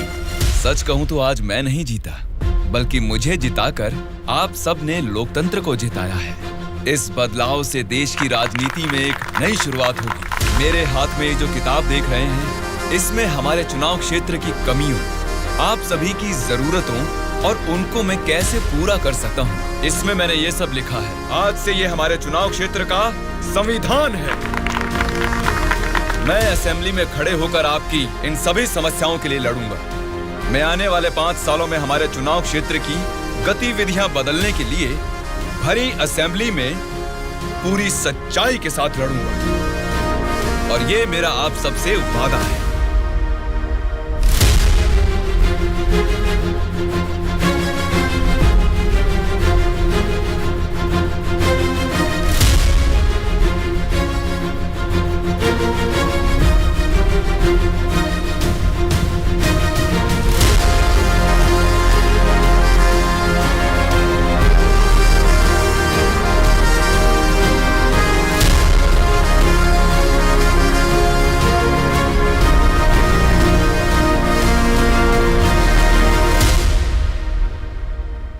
स्पीकर महोदय, ये हमारे चुनाव क्षेत्र की समस्याओं की किताब है। अगर मुझे थोड़ा सा समय मिल जाए तो मैं उन सभी समस्याओं से आपको रूबरू कराना चाहूंगा।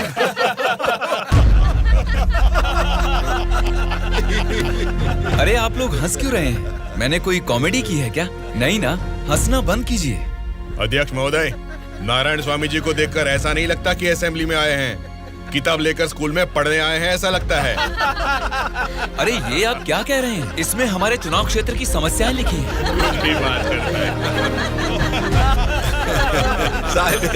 स्पीकर महोदय ने साइलेंस बोला, फिर भी हंस रहे हैं। चुप हो जाइए। ये क्या स्पीकर महोदय, ये तो आपकी भी नहीं सुन रहे। The house is adjourned. Tomorrow at 8 a.m. चलो यार, चलो।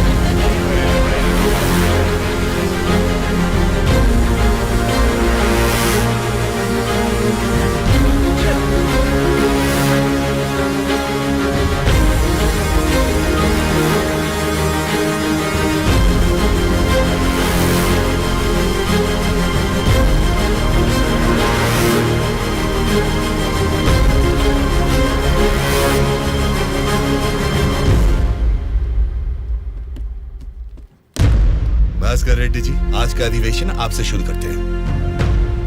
अध्यक्ष महोदय, पिछले सरकार की भ्रष्टाचार की वजह से पूरे राज्य का सर्वनाश हो गया है सर।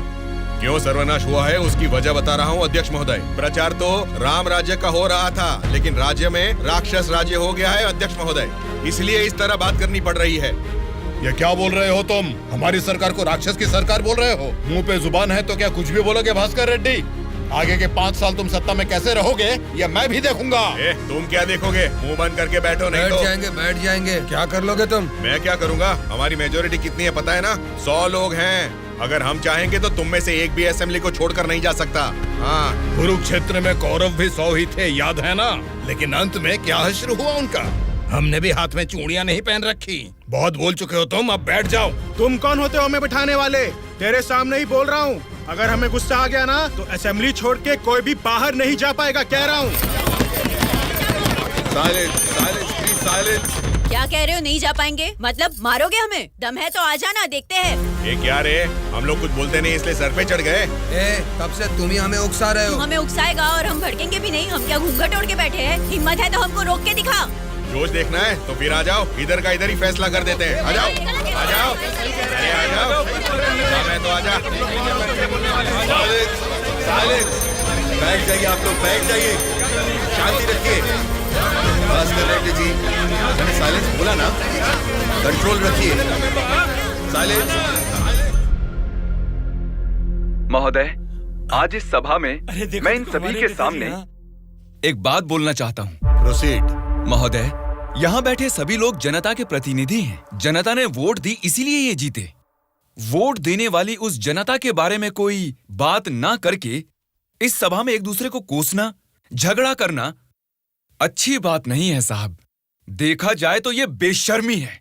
अध्यक्ष महोदय, नारायण स्वामी जी अपनी मर्यादा का उल्लंघन कर रहे हैं। जनता ने आंख बंद करके वोट डालकर हमें नहीं चुना है। अध्यक्ष महोदय, इनकी मजाल तो देखिए, हमें बेशरम बोलता है। इस बात के ऊपर तो नारायण स्वामी जी को तुरंत हमसे यहाँ क्षमा मांगनी चाहिए, अभी के अभी।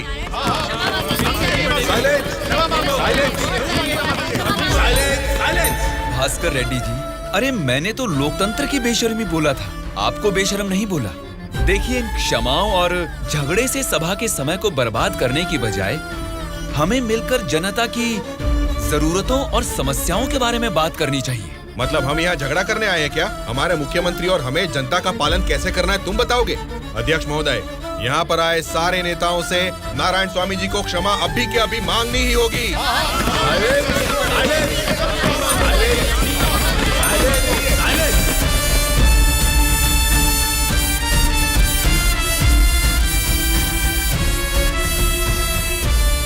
उनके बर्ताव से तुम क्यों दुखी हो रहे हो? सब ठीक हो जाएगा साहब, एक बार फिर आपको बोलने का मौका जरूर मिलेगा साहब। गूंगे को माइक पकड़ा देंगे तो कुछ फायदा थोड़ा ही होगा। जितने भी मौका देंगे होने वाला कुछ नहीं है। सोच समझ के तो बात ही नहीं कर पाता है ये। बोलू, क्या बात कर रहा है तू?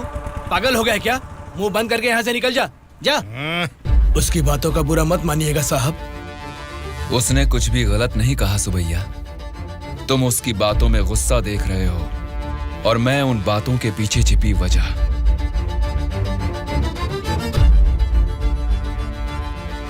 महोदय, हमारे चुनाव क्षेत्र में सारे संसाधन हैं, लेकिन उन्हें कैसे इस्तेमाल करना है हमारे लोग ये ना जानने की वजह से पीछे रह गए हैं। इस बारे में सरकारी पार्टी को कई बार विनती करने के बाद भी वो लोग फंड्स अलॉट नहीं कर रहे। अगर ऐसा ही रहा तो हमारे चुनाव क्षेत्र की जनता हम पर भरोसा कैसे करेगी? बोलिए महोदय। नारायण स्वामी जी, आपके चुनाव क्षेत्र की जनता की समस्या के बारे में अगली बैठक में जरूर चर्चा करेंगे। अब बैठ जाइए। स्पीकर महोदय, अभी तो मैंने बस अपनी बात रखनी शुरू ही की है और आप मुझे बैठने के लिए बोल रहे हैं। नारायण स्वामी जी, प्लीज आप बैठ जाइए। श्रीनिवास जी, आप बात कीजिए। अध्यक्ष महोदय, इस सभा में सभी को बोलने का अधिकार है। मुझे अपने चुनाव क्षेत्र की समस्याओं के बारे में बात करने दीजिए। प्लीज नारायण स्वामी जी, आप बैठ जाइए।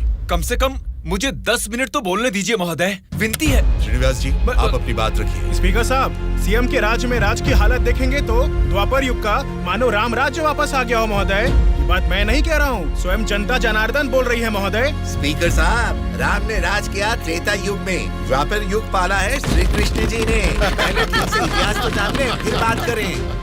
बोला था ना, गूंगे को माइक थमा देने से कुछ नहीं होने वाला। देख लिया, नेता तो ऐसा होना चाहिए जिसके सदन में बोलने से सब थर थर कांपे, सबकी धज्जियां उड़े, जरूरत पड़े तो वो लड़ने पे आ जाए। ये सारे गुण होते हैं सदन के नेता के। और हमारे इस नेता को देखो, इनमें एक भी ऐसा गुण नहीं है। हम सभी लोगों ने अपनी पढ़ाई लिखाई बंद करके आपको इलेक्शन जितवाया था। किस लिए? ताकि हम सब लोग बेरोजगार बैठे रहे, कुछ ना करें। लेकिन आपको देख के तो लगता नहीं है कि आप हमारी समस्याओं को दूर कर पाएंगे। ऐसा बोल रहा हूँ बोल के कुछ गलत मत समझिए। असेंबली में गला फाड़ के चिल्ला के बात करने वाले को ही नेता बोलते हैं। एक जुझारू नेता ही हमारी समस्या को सुलझा सकते हैं। एक सलाह देता हूँ, एमएलए पद से ना आज ही इस्तीफा दे दो। भद्राचल के चुनाव क्षेत्र के एमएलए नारायण स्वामी जी को बात करने के लिए अनुमति देता हूँ। अध्यक्ष महोदय, हमारे चुनाव क्षेत्र के चारों ओर पानी ही पानी है, लेकिन एक घूंट भी पीने लायक नहीं है महोदय। वहाँ के लोगों की स्थिति बहुत खराब है महोदय, जरा उनके बारे में कुछ सोचिए। और सिर्फ एक यही समस्या नहीं है साहब, शिक्षा, चिकित्सा, रोड, मैं तो कहता हूँ पूरा क्षेत्र समस्याओं ही समस्याओं से भरा है महोदय। इसीलिए मेरी आपसे विनती है कि अध्यक्ष महोदय, नारायण स्वामी जी के चुनाव क्षेत्र में सिर्फ और सिर्फ जनता को ही सारी समस्याएं हो रही है, लेकिन इनके राज्य में सरकार बनाने वाली पार्टी के गुंडों की वजह से वहाँ के जनता की जान जा रही है। अध्यक्ष महोदय, सत्ता इनके हाथ में है और पैसे बनाना ही इनकी पार्टी का मकसद है। दरअसल सत्ता में रहकर इन्हें अपनी दारू की दुकानें चलानी है और सारा इल्जाम हम पे थोपना है।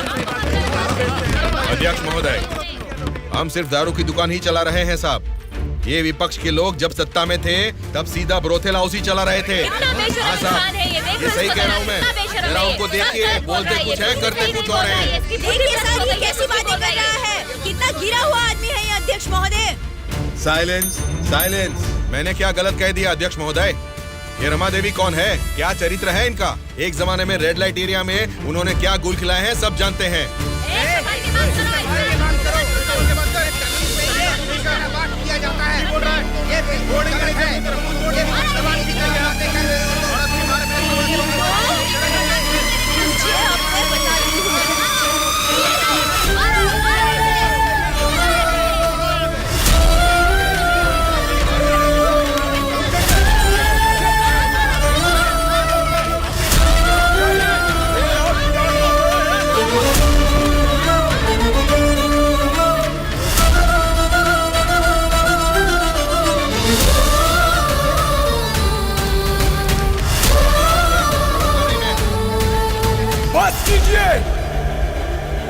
अरे ये संसद है या फिर कुरुक्षेत्र है? शर्म आनी चाहिए तुम सबको। सरकारी पार्टी को जवाब देना है, विपक्ष की पार्टी को सवाल करना है। आप सब देखिए क्या कर रहे हैं। क्या इसीलिए जनता आप लोगों को जिता के यहाँ तक भेजती है? जनता को बदलना है, जनता बदलनी चाहिए, तब से यही सब चिल्ला रहे हैं। 5 करोड़ की जनता में से सिर्फ 299 लोग ही यहाँ आए हैं। मतलब बदलना जनता को नहीं है, बल्कि हमें बदलना चाहिए। हमारे ऊपर भरोसा करके हमको वोट देके जिताने वाली जनता के लिए हमें कोई लड़ाई या जंग करने की जरूरत नहीं है, बल्कि उनकी समस्याओं की चर्चा करके उनकी जरूरतों को पूरा कर दें, यही बहुत है। लेकिन तुम लोग देखो क्या कर रहे हो, सिर्फ और सिर्फ अपने फायदों के बारे में सोच रहे हो और भोली भाली जनता को धोखा दे रहे हो। ये सब कुछ मैं इसलिए नहीं बोल रहा कि मैंने मार खाई और मेरा कुर्ता फट गया। ये एक बहुत ही पवित्र और महापुरुषों की जगह है, ये संसद भवन है।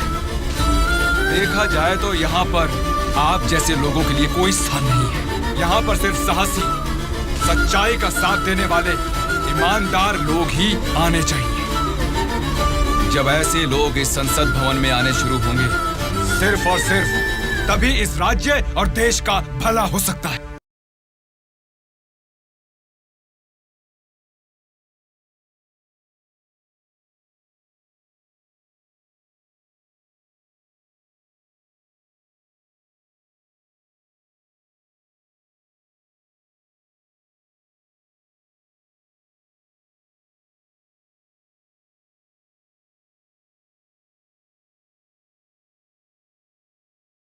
उदास क्यों हो आप?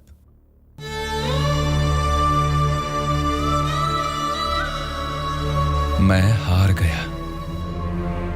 जनता से वादा करके उसे ना निभाने वाला नालायक बन गया मैं। क्या हो गया अंकल, आप ऐसे क्यों बात कर रहे हैं? सत्ता में आते ही हम कुछ भी कर सकते हैं, सोचने वाले नेताओं को बदलना होगा। जब तक ऐसा नहीं होगा हमारा यह समाज कभी नहीं बदलेगा। ऐसा है तो मैं उनको बदलूंगा अंकल। क्या कहा? तुम बदलोगे?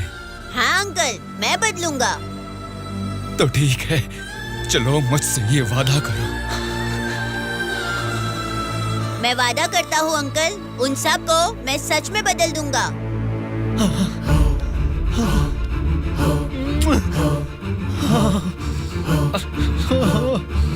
बदलना है, तुमको ही बदलना है, तुम ही बदलोगे।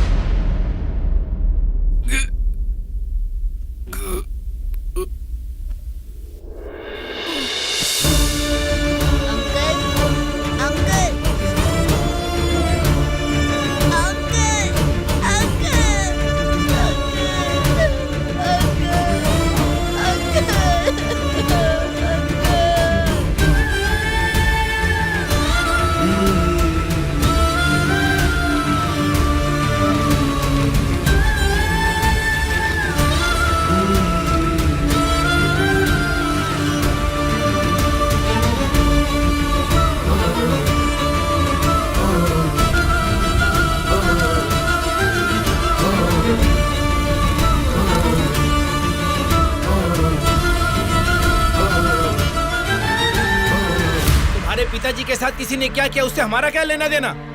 हम लोग जनता की सेवा करने वाले हैं, हमें यहाँ बुलाकर तकलीफ देना ठीक बात नहीं है। जनता की सेवा?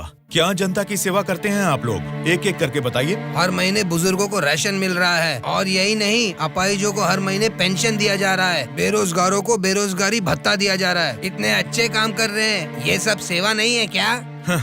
जनता की सेवा करने का मतलब टाइम पर राशन का चावल और दाल देना है क्या? नहीं ना। 20 साल के लड़के को बेरोजगारी भत्ता क्यों देना? वो मेहनत नहीं करेगा क्या? 2 एकड़ जमीन वाले किसान को राशन क्यों देना?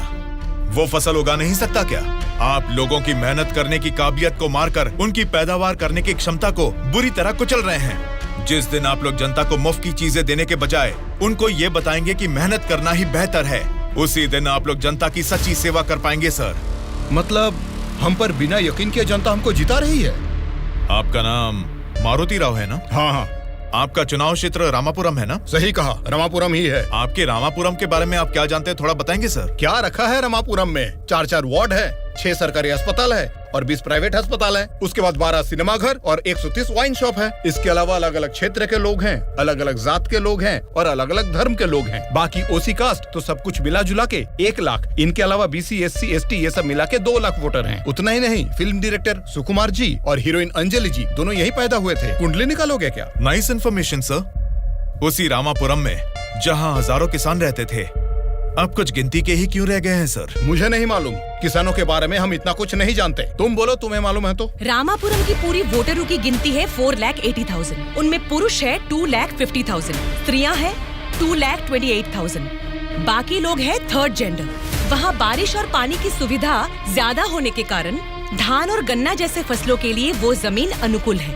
अब हम प्रॉब्लम की बात करेंगे। रामापुरम मेन सेंटर में एक बड़ी डंपिंग यार्ड है और वहाँ के रोड्स के बारे में हम आपको जितना कम बताएं उतना ही अच्छा है। ये सरकारी पार्टी की MLA है, आपकी पूछताछ सही है, लेकिन हम तो विपक्ष के हैं ना, हमें इनके साथ क्यों उठा के लाए? एक विपक्षी पार्टी होने के नाते आपको गवर्नमेंट का सपोर्ट नहीं है, लेकिन आवाज उठाने के लिए असेंबली तो है ना। समस्याओं पर वहाँ क्यों नहीं बात करते?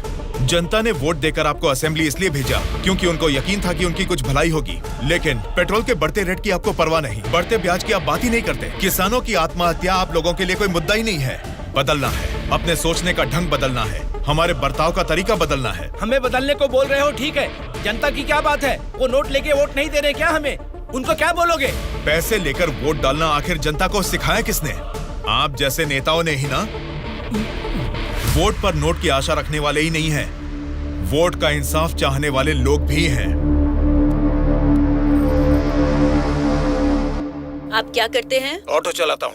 तो फिर ये पोस्टर क्यों चिपकाया है? नारायण के लिए इतना भी नहीं करेंगे तो अच्छा नहीं लगेगा। ऐसा क्यों? नारायण जी से आपको इतना लगाव किस लिए? वो हमारी तकलीफों को समझता है। वो सत्ता में आएगा तो बहुत लोगों को काम मिलेगा, हमारे गांव की तरक्की होगी। इतना भरोसा है? बिल्कुल भरोसा है। अगर उसने वादा कर दिया तो करके ही दिखाएगा। जब हमारे एमएलए चिनकोटा जी को अरेस्ट किया गया था, मेरे पति ने उनको छुड़ाने के लिए धरने पर पेट्रोल से खुद को जला लिया था। तो चिनकोटा जी ने क्या किया था? वे बोले थे कि सरकार में आते ही बात करके पैसा दिलाएंगे। मिला क्या? उन्होंने जबान दिया था। वादा तो वादा ही होता है ना। आपके दिए गए वादे जनता के सामने सिर्फ कहानियां बनकर रह गई हैं। कम से कम अब तो बदल जाइए। पार्टी बदलने के एजेंडा जैसे नहीं, जनता की तकदीरें बदलने वाले एजेंडा बन जाइए। अगर अब भी आप लोग नहीं सुधरोगे और ऐसा ही करते रहोगे तो यहां से कोई भी जिंदा बाहर नहीं जाएगा।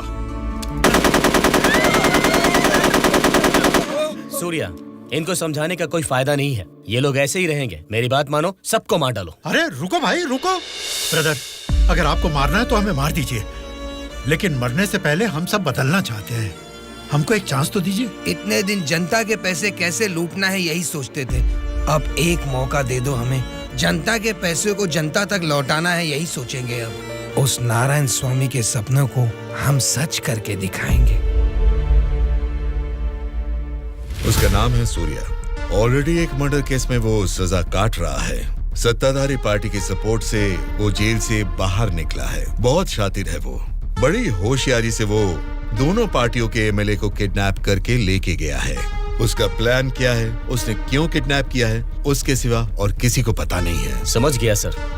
वो जहां भी हैं, सब एमएलए को सेफली लाने की जिम्मेदारी मेरी।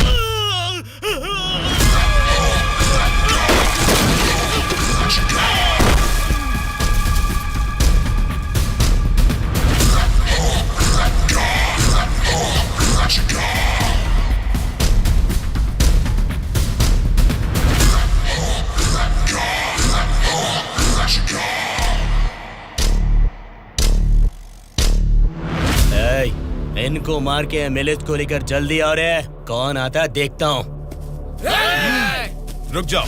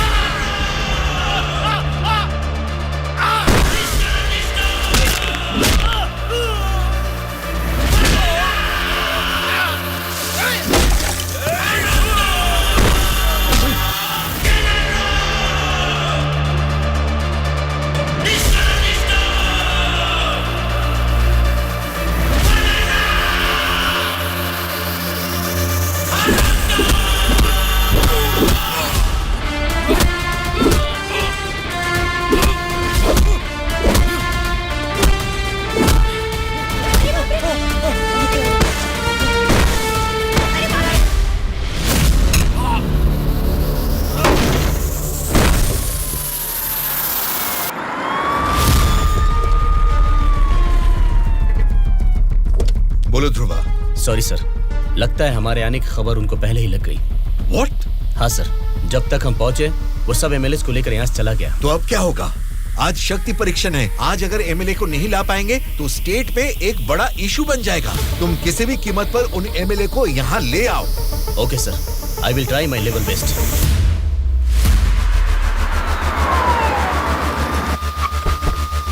ये लीजिए मैडम फाइल, सबके दस्तखत हैं इसमें। हमारी गवर्नमेंट को सपोर्ट करने वाले एमएलए की list sir. Go ahead, wish you all the best. Thank you sir. Welcome.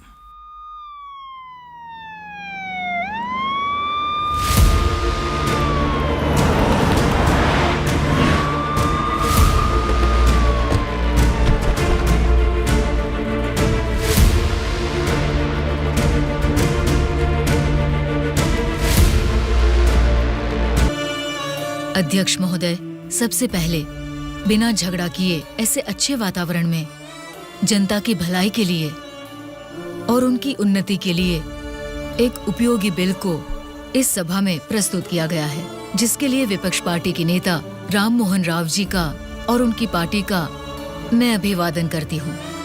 आम जनता को भी बेहतरीन इलाज मिल सके, फिर चाहे वो 10 रुपए का हो या फिर 10 लाख का, उनको मिलना चाहिए। इसी सोच को आगे बढ़ाते हुए आप सबके समक्ष इस फाइल पर मैं सबसे पहले दस्तखत करती हूँ।